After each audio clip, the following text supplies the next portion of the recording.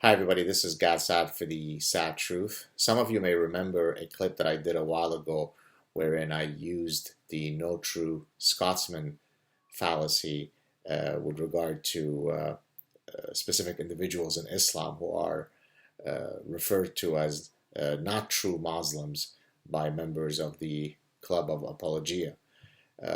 This apologia has now gone into steroid mode whereby every time that some individual of that faith commits an act in the name of the faith, then someone will point to some behavior that the individual in question has done, which would not be in line with the teachings of the faith. So, for example, if the person drank alcohol, well, then how could he have been a true Muslim if he drank alcohol?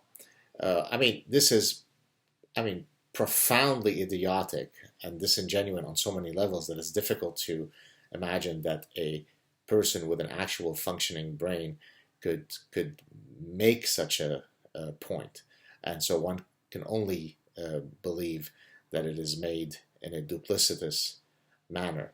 So let's take, for example, all Jews who eat pork.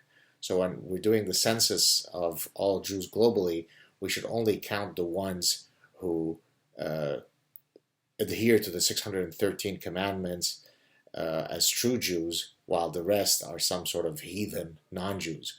Or if we are talking about the 1.6 billion Muslims that supposedly that constitutes the current population, the global population of Muslims, then anybody who's ever touched alcohol, or anybody who might have violated or yet to carry out any of the edicts of the religion, then wouldn't be a true Muslim. And so we should alter the census numbers. Or any Catholic who has engaged in premarital sex or has used a condom or any form of contraception is not really a Catholic. It is so profoundly idiotic that it actually attacks one's sense of rationality. It's difficult to imagine that this is possible.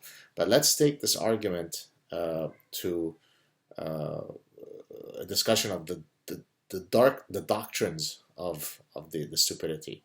So take, for example, in Catholicism, if you commit earthly sins, there's a mechanism by which you can be absolved of those sins, right? So that's the confessional. And so you go in and there's a specific set of words that you say at the start of your confession, and then the priest who is listening to your confession absolves you of those sins through a process of penance.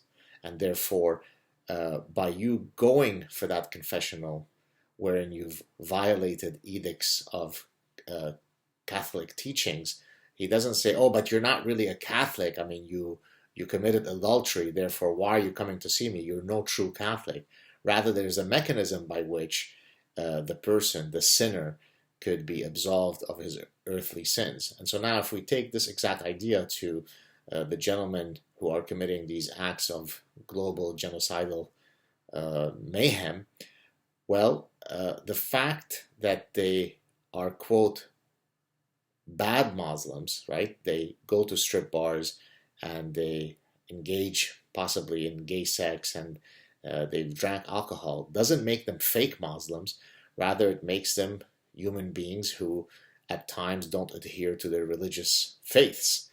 Now, the fact that they then engage in this act of jihad, there are clear ways by which one can argue from a doctrinal perspective that that act of jihad is precisely the mechanism by which you're then absolved of your sins.